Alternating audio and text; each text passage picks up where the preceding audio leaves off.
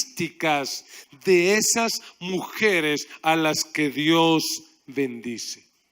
En el versículo 8, el texto de la palabra dice que se levantó sobre Egipto un nuevo rey que no conocía a José y dijo a su pueblo: he aquí el pueblo de los hijos de Israel, ¿cómo es? ¿Qué características tiene? Es mayor y es más fuerte. ¿Por qué el pueblo de Dios terminó en Egipto? Usted recordará que los hermanos de José, por envidia y otros factores, lo vendieron. Y José terminó llegando a Egipto como un esclavo.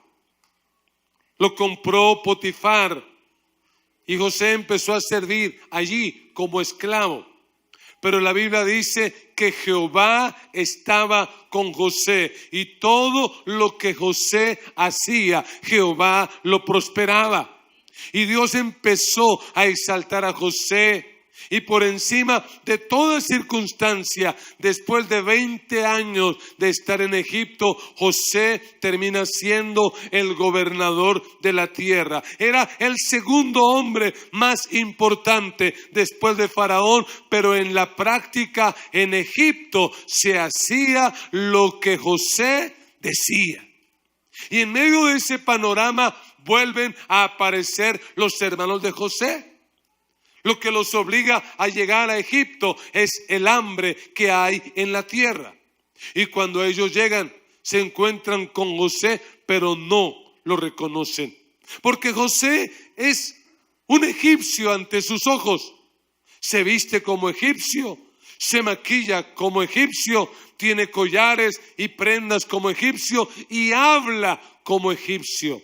Y estos hermanos de José que le vendieron terminan postrándose ante él. ¿Sabe lo que Dios estaba haciendo? Era cumpliendo el propósito que tenía con José. Y alguien reciba esta palabra: lo que Dios ha determinado a hacer con tu vida, Él lo hará, pase lo que pase, y tenga que usar al que Él tenga que usar. No será fácil, pero Dios cumplirá su propósito en tu vida.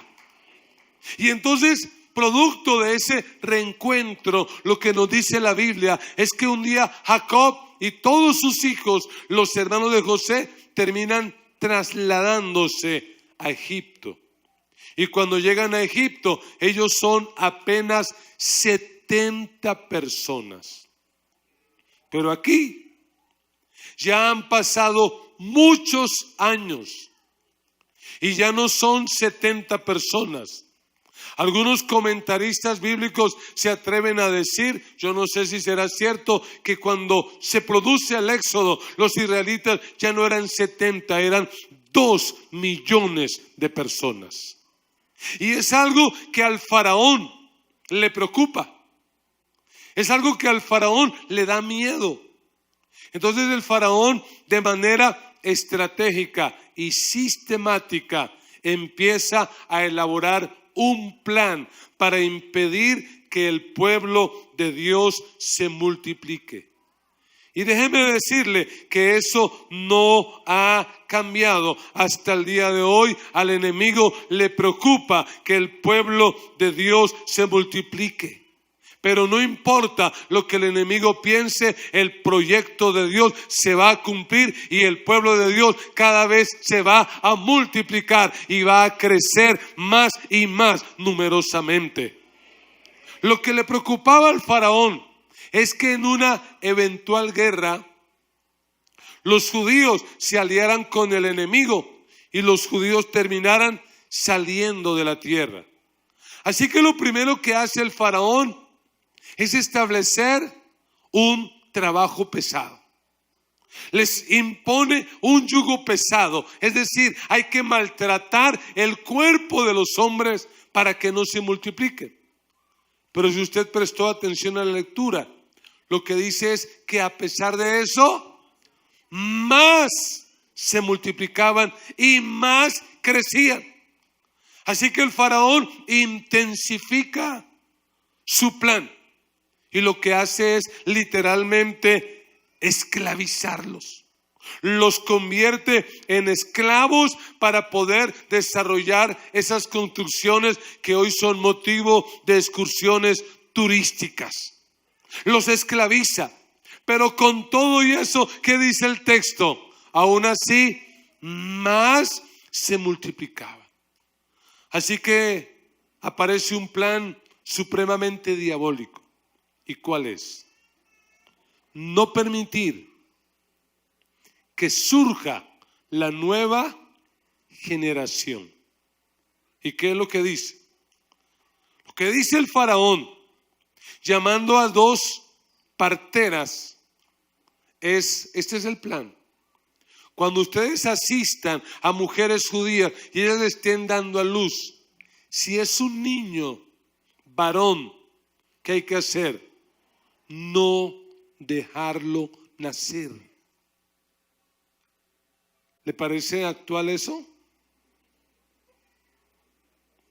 Nosotros creemos que este problema y esta estrategia del aborto es nuevo. Mire, el diablo odia a las nuevas generaciones y el diablo odia a los niños. Por eso Herodes mató niños. Por eso lo que surja en contra de la niñez es un plan diabólico. Y esta iglesia se va a levantar siempre en contra del aborto en todas sus manifestaciones. Esta es una iglesia pro vida, porque creemos en el Dios de la vida.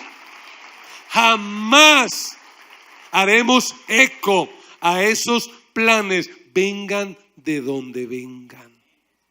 Así que contratan a 2 mujeres, Cifra y Fua. Es un nombre muy lindo para sus próximas hijas. Imagínense, Cifra Montoya, Fua Rodríguez, nombres bonitos, ¿no? La verdad es que los nombres suenan raros, pero su significado es muy lindo. ¿Saben lo que significa Cifra? Cifra significa esplendor, hermosura. Así que si usted quiere consentir a su esposa una mañana cuando se despierte, ¿qué le puede decir? Hola, Cifra, hermosura. Fua significa agradable, elegante, pulida. Así que si usted ve una mujer así, bien pulida, ¿cómo le puede decir? Hoy sí estás muy fua, pulida, elegante. Pero la Biblia dice que estas mujeres no obedecieron la orden del faraón. En el versículo 17 se nos dice la razón por las que no obedecieron. ¿Y cuál fue esa motivación para ellas? Porque ellas temieron a Dios. El temor de Dios fue más grande que el temor al faraón. Y déjeme decirle algo, la iglesia del Señor se tiene que levantar para promover el temor a Dios. Que la Corte Constitucional dice que hay 3 causales para el aborto. A mí, ¿qué me importa lo que diga la Corte Constitucional? A mí lo que me importa es lo que Dios dice en su palabra. Y este libro dice que Dios es el que determina la vida de las personas. Y por lo tanto no estaremos de acuerdo jamás en ninguna medida a favor del aborto. Estamos en contra del aborto. ¿Por qué? Porque nos mueve el temor a Dios. Y eso nos da entonces la primera característica de las mujeres que Dios bendice. Y es que las mujeres que Dios bendice eligen la vida. Tenemos que elegir la vida. Tenemos que optar por la vida. El mundo en el que vivimos y como se va a ir poniendo cada día es un mundo que va a generar una cultura de muerte. Nosotros somos hijos del Dios de la vida. Yo dije que somos hijos del Dios de la vida. Y por lo tanto estamos a favor de todo lo que traiga vida y estamos en contra de todo lo que produzca muerte. No hay argumento válido, no hay razón válida para promover el genocidio, la muerte de seres que no han nacido.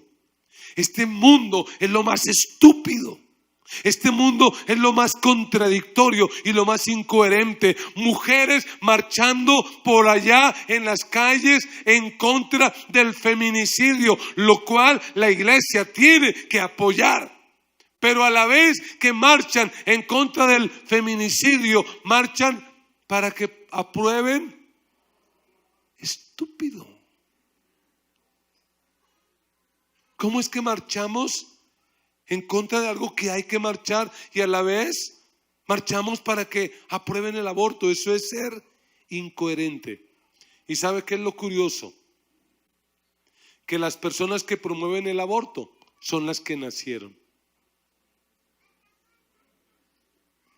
Y puede sonar muy tonto de mi parte y muy incoherente, pero si debieron haber aprobado la ley del aborto era para aquellos que están. Esos que aprueban y promueven el aborto, de repente no debieron haber nacido nunca. Hoy las cosas no han cambiado mucho. Y hoy se tienen que levantar mujeres a defender la vida.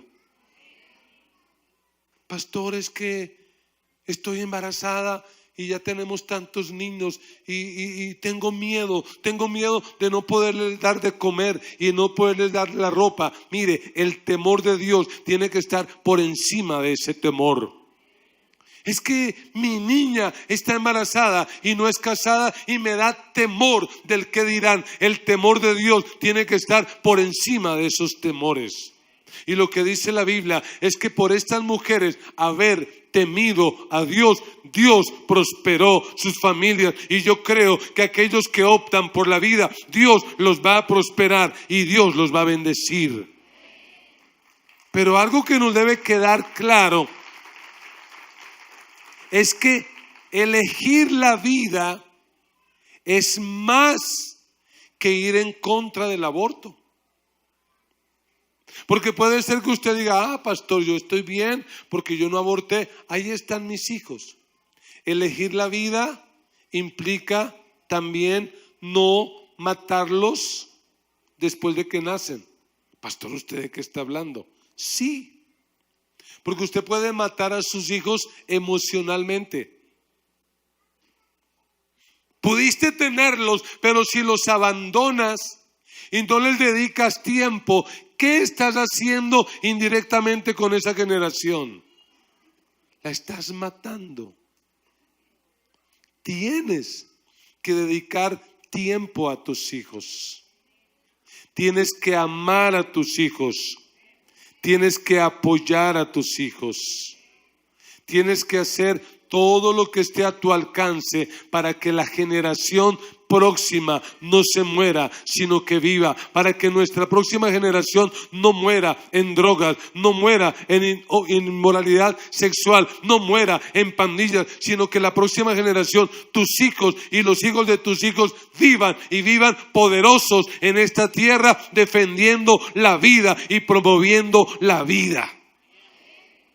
Así que diga conmigo o dígale a alguna mujer que esté por allí, si quieres ser bendecida, elige la vida. Si quieres ser bendecida, elige la vida. Pero hay una segunda característica en este relato. Y es que las mujeres que Dios bendice enfrentan al enemigo. Porque lo que hacen Cifra y Fúa es una locura. ¿A quién están enfrentando estas mujeres? Al faraón. ¿Y cuál era el precio de desobedecer al faraón? La muerte. Lo que a ellas los impulsa en el versículo 17, ya lo leímos, fue el temor de Dios.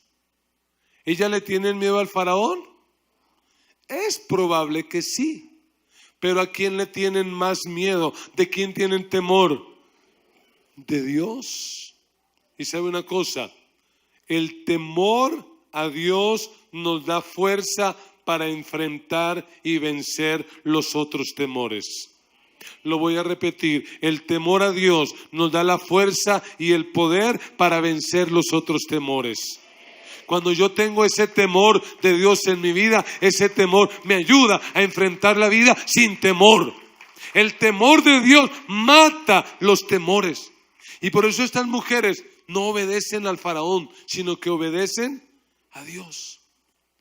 Y algún religiosito por allí trasnochado va a decir, harto temor de Dios. Si esas mujeres tuvieran temor de Dios, no hubieran dicho mentiras. Porque usted sabe que el faraón va y las confronta. Oiga, señoras, ¿qué está pasando aquí? Y ellas, ¿qué dijeron? No. Lo que pasa es que cuando llegamos, como las judías son tan robustas, pues ya han dado a luz y ya, pues muy complicado, no pudimos practicar el aborto, no pudimos. ¿Sería verdad eso? ¿Son mentirosas? ¿Cómo poder conciliar que tienen temor de Dios y aún así mienten? Usted saque su conclusión, yo no le voy a decir nada. Lo único que sé es que si hay algo en estas mujeres es temor de Dios. Y que ese temor de Dios les lleva a hacer cosas que en la mente religiosa de muchos es una locura. Y entendamos esto, iglesia, y que nos quede muy claro. Cuando las leyes de la tierra son definitivamente contrarias a la palabra, a los mandamientos de Dios, el cristiano tiene el derecho y el deber de poner primero a Dios. En palabras del apóstol Pedro es esto: debemos obedecer primero a Dios antes que a los hombres. ¿Y por qué digo esto? Porque este mundo cada vez será más y más complicado y tiene que llegar el día en que tú y yo tenemos que tomar una elección. Y yo no sé usted, pero yo hace tiempo tomé esa decisión, y mi decisión es que voy a obedecer primero a Dios antes que a los hombres. Y si esto me cuesta la libertad y me cuesta la vida, la entregaré con alegría, porque para mí Dios es primero. Eso se llama enfrentar al enemigo. Y las mujeres que Dios quiere usar son las que enfrentan al enemigo, no las que hacen alianza con él, las que se rebelan, las que tratan de burlarse del sistema, las que dicen no estamos de acuerdo. Porque escúchame, si tú eres médico y un día la ley ordena abortar, tú como médico cristiano tienes que tomar una decisión. Y yo no sé si es que ahora los médicos no hacen el juramento hipocrático, pero el juramento hipocrático estaba en contra del aborto y a favor de la vida. ¿Cuál es el problema? El problema es que eso es un negocio, y es un negocio rentable y que da plata. Tenemos que optar por la vida, así eso implique enfrentar al enemigo. Cuando el faraón se da cuenta que ha sido burlado, en el versículo 22, da un decreto. Dice, entonces faraón mandó, ya no a Cifra y Fúa, ¿a quién mandó? A todo su pueblo, diciendo, echad al río a todo niño que nazca y a toda hija, preservad la vida. Versículo 1. Un varón de la familia de Leví, 2:1, fue y tomó por mujer a una hija de Leví, 2:1, 2:2, la que concibió y dio a luz un hijo. Y viéndole que era hermoso, ¿qué hizo? ¿No les escuché qué hizo esta mujer? ¿Y cuál fue el decreto del faraón? Tan pronto nace, al río. ¿Y qué hace esta mujer? Lo esconde. ¿Qué está haciendo con el enemigo? Lo está enfrentando. Le está diciendo, mira, tu decreto dice eso, pero a mí tu decreto no me importa, porque yo sé que con este niño Dios tiene un propósito y por eso lo voy a esconder. Dios está buscando en esta generación madres y padres que decidan esconder a sus hijos. Yo dije que Dios está buscando en esta generación madres y padres que escondan a sus hijos. Es tiempo de esconder a nuestros hijos. ¿Sabes? Porque el enemigo no ha cambiado. Sus estrategias siguen y entre más fuertes son. Y él es muy astuto. Y hoy tiene un ataque feroz para dañar la próxima generación. ¿Y cuál es nuestra tarea? Esconder a nuestros hijos. Dígaleselo a alguien, tenemos que esconder a nuestros hijos. ¿Y de qué tenemos que esconderlos? Tenemos que esconderlos de la mala influencia de las redes sociales. Yo no estoy diciendo que las redes sociales son satánicas, pero indudablemente las redes sociales las utiliza el diablo. Y usted tiene que proteger a sus hijos de eso. ¿Cuál es la edad para que un niño tenga acceso a la tecnología? ¿Cuál es la edad para que un niño abra una cuenta de Facebook?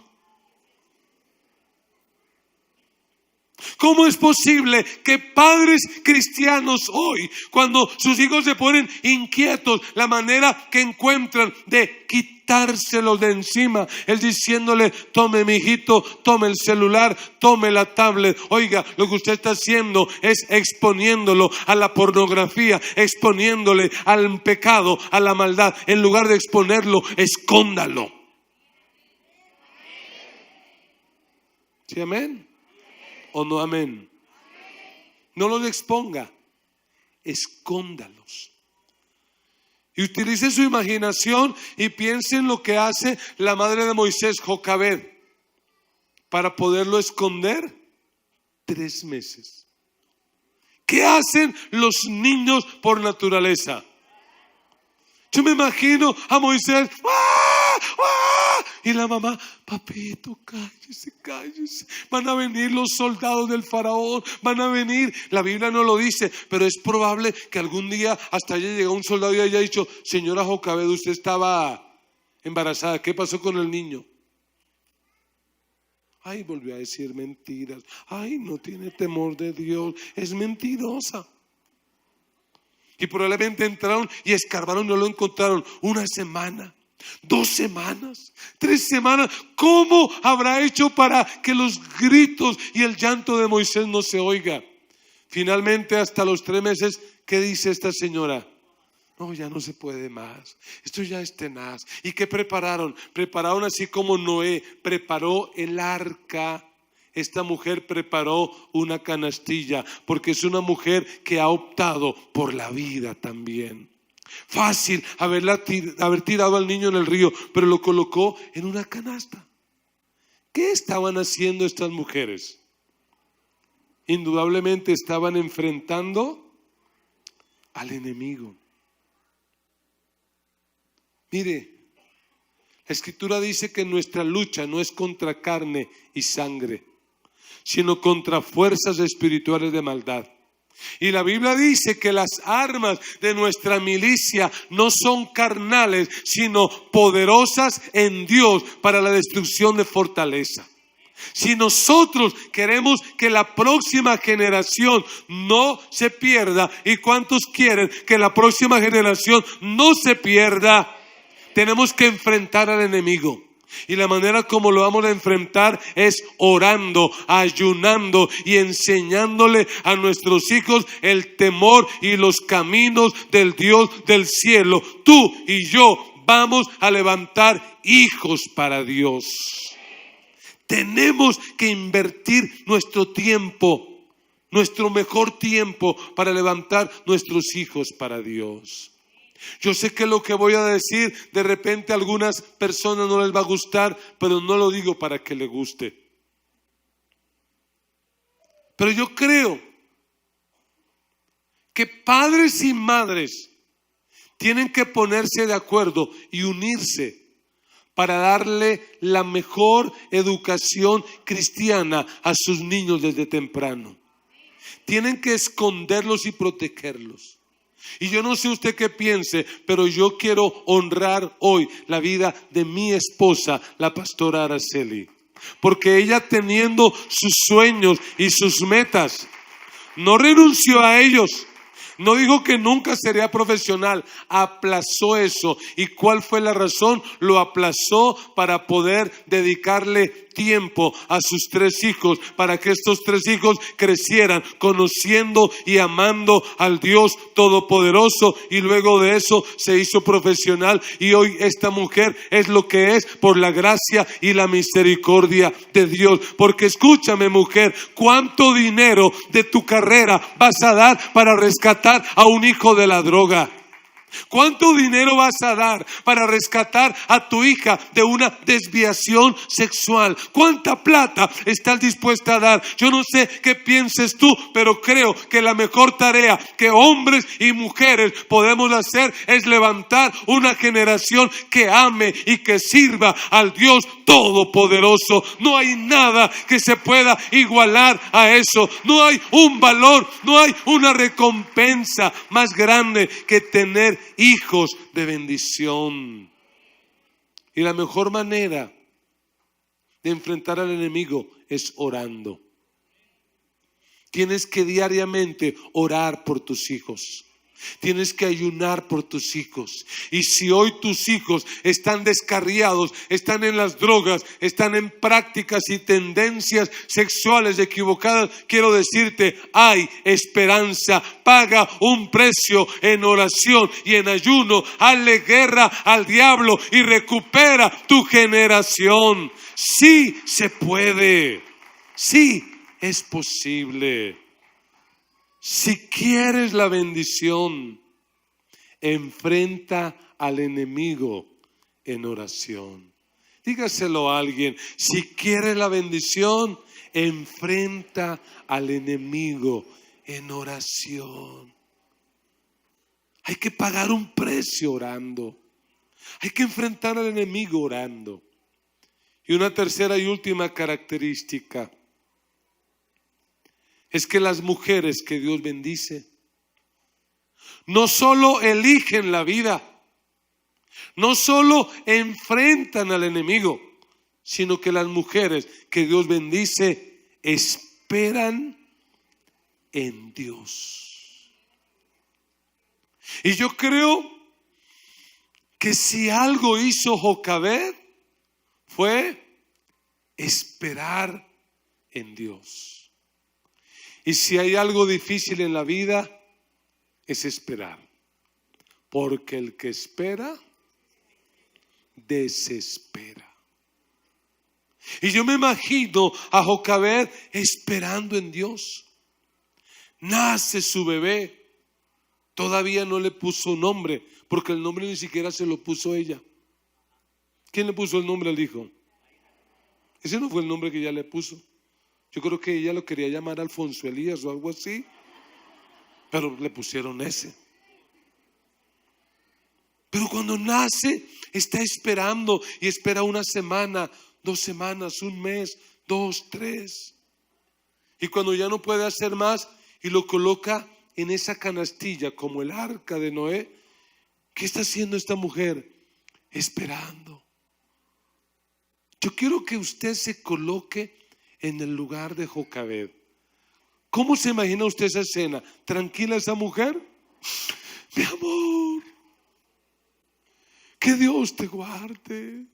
Que Dios te cuide. Yo sé que Dios tiene un plan con tu vida. Yo hice lo que pude, pero ya no puedo hacer más.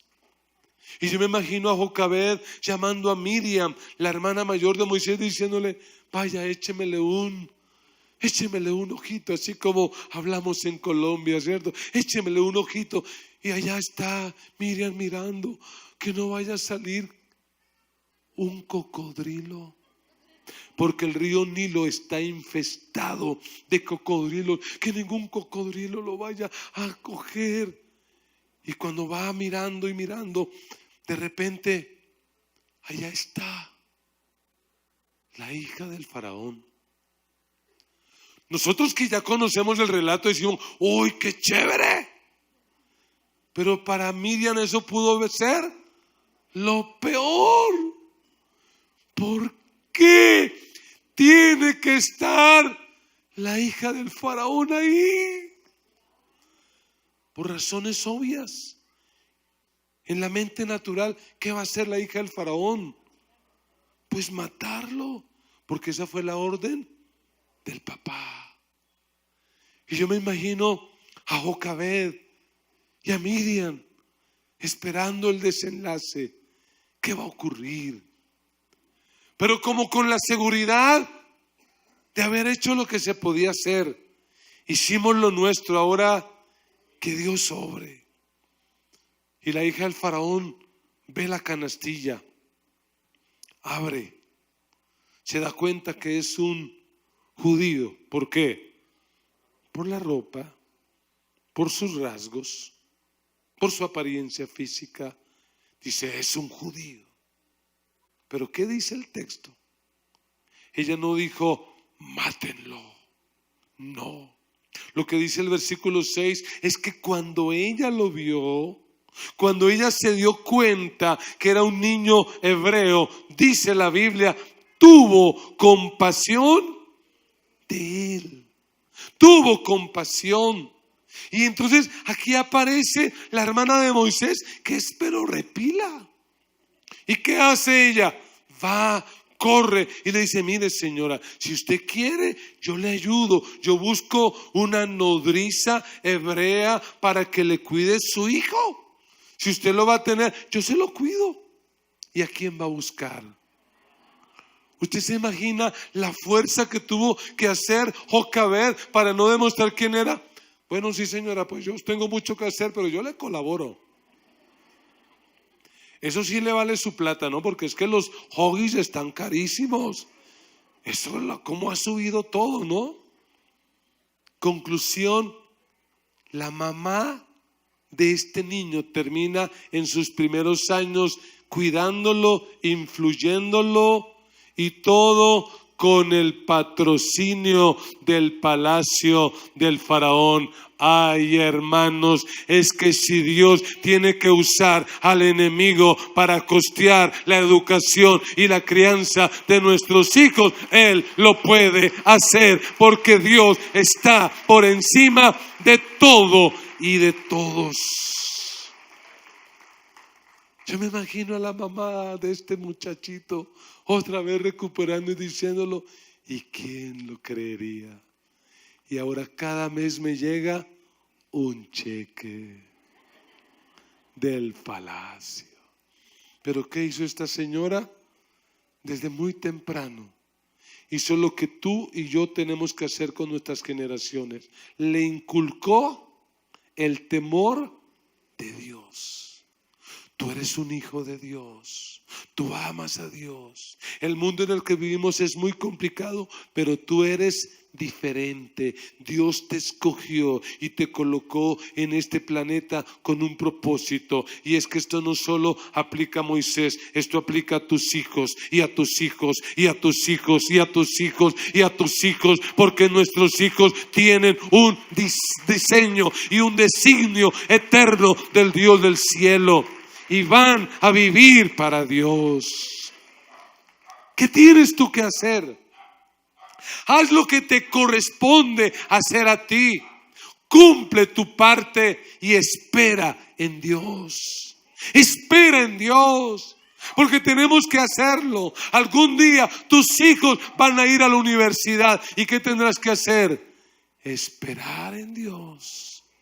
Ahí es donde vas a probar si lo que hiciste, lo hiciste bien o no lo hiciste bien. Lo único cierto es que si tú hiciste la tarea bien, tarde o temprano, tus hijos volverán a Dios y cumplirán el propósito de Dios. ¿Quién es el protagonista del Éxodo? Moisés. Las mujeres. Porque sin las mujeres no habría Moisés, no habría Éxodo, no habría nada.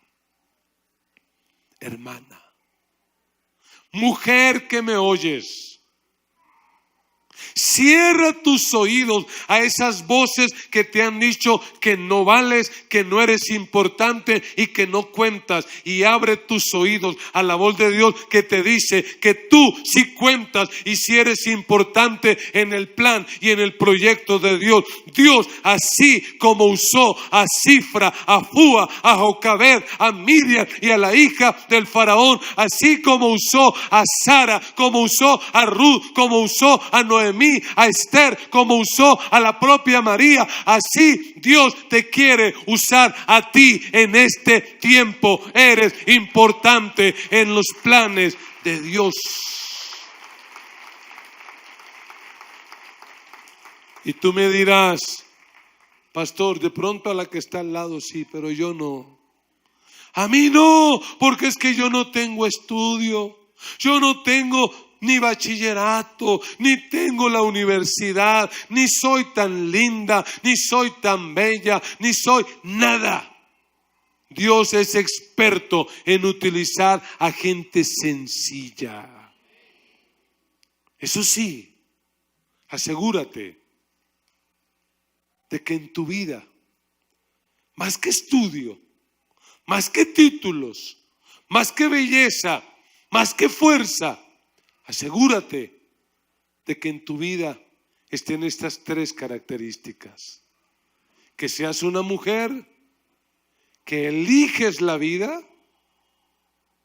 que seas una mujer que enfrentas al enemigo y que seas una mujer que esperas en Dios. Y recuerda, tu vida no es producto del azar, del destino. Tu vida es producto de tus decisiones. Decide la vida. Decide luchar por tus hijos. Decide esperar en Dios. Porque las mujeres que agradan a Dios con sus decisiones tienen el poder de transformar generaciones. Las mujeres que agradan a Dios con sus decisiones tienen el poder de transformar generaciones. Y eso vamos a hacer, a transformar generaciones. Pero esta es una palabra para los varones también. Porque agradar a Dios con nuestras decisiones puede transformar nuestras generaciones.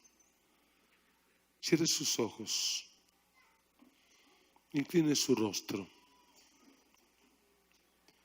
medite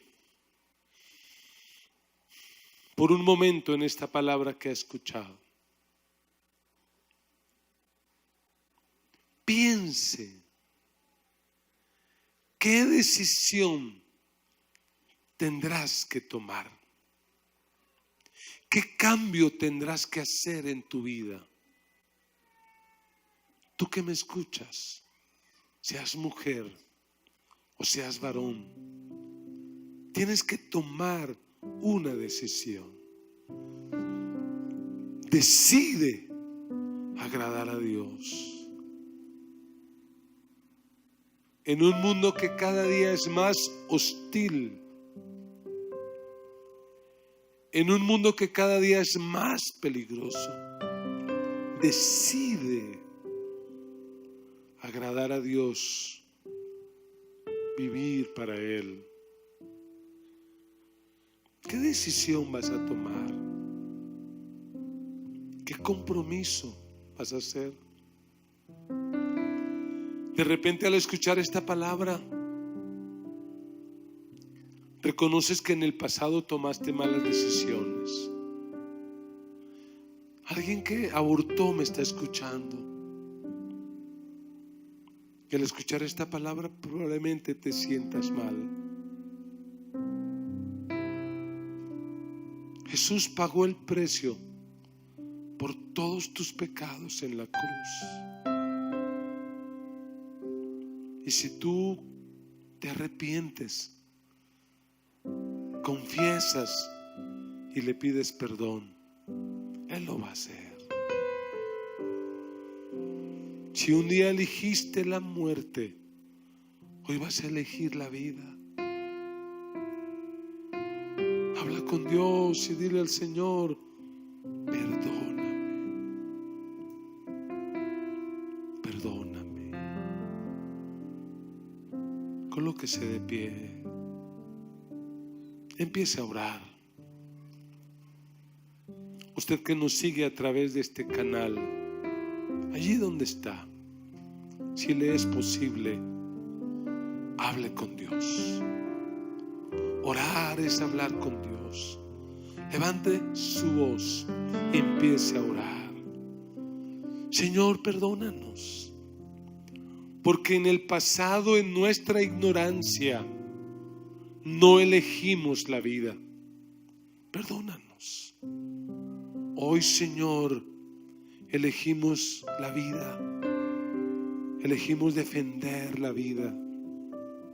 Somos hijos del Dios de la vida, Señor, y sabemos que tú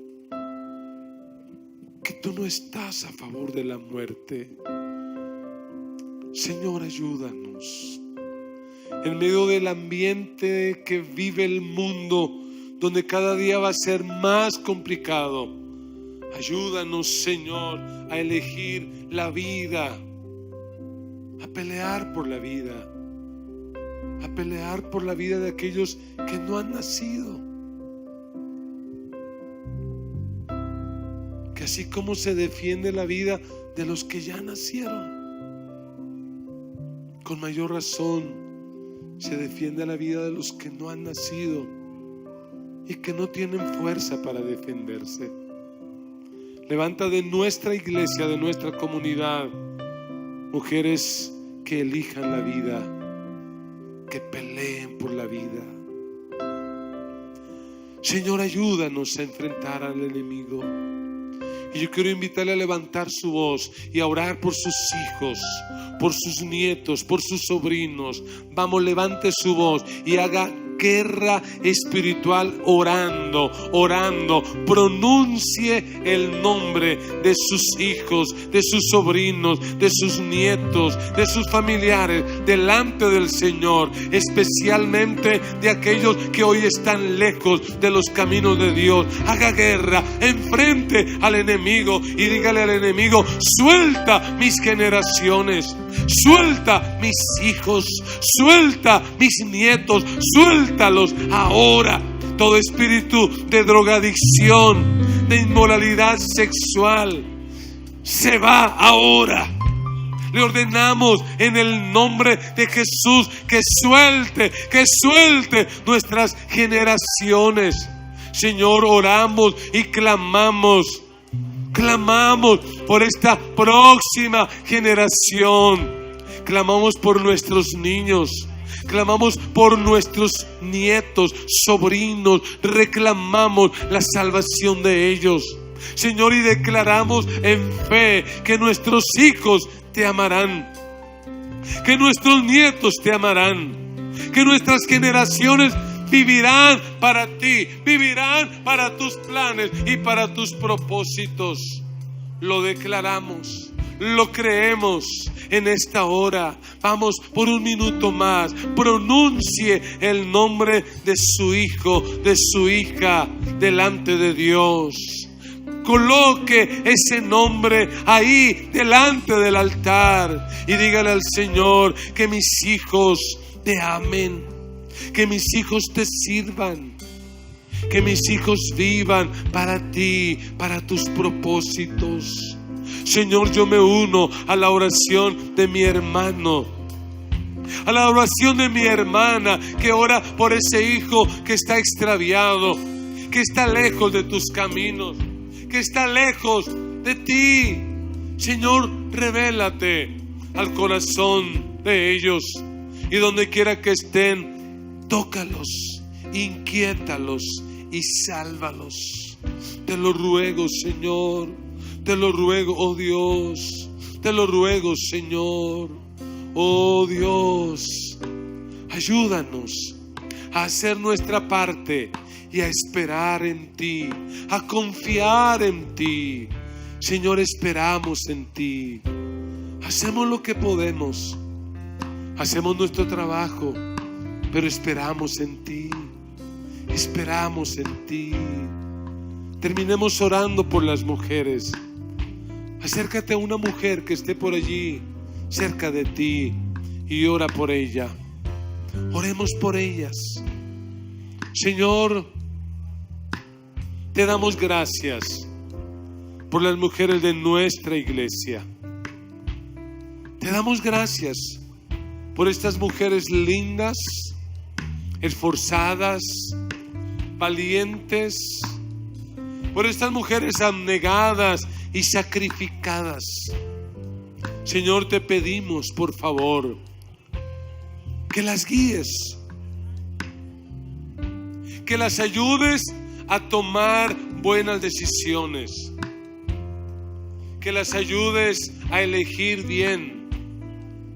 Te pedimos que sanes la herida de sus corazones, todo dolor, todo sufrimiento que las circunstancias de la vida les haya causado, sánala.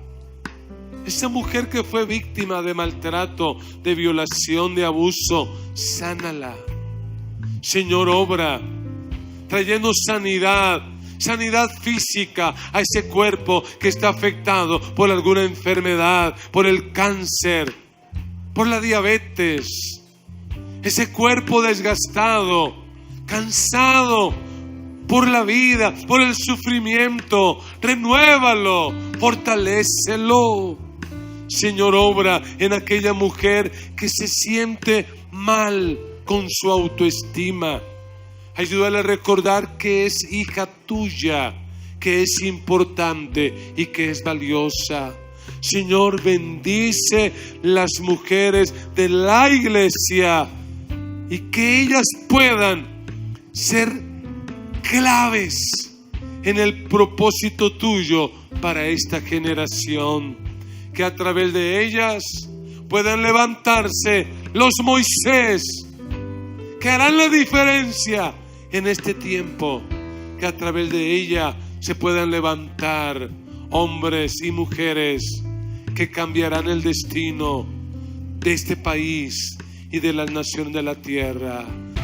Vamos a levantar generaciones para Dios. Sí, amén. Bendiciones. Vayan con la paz del Señor.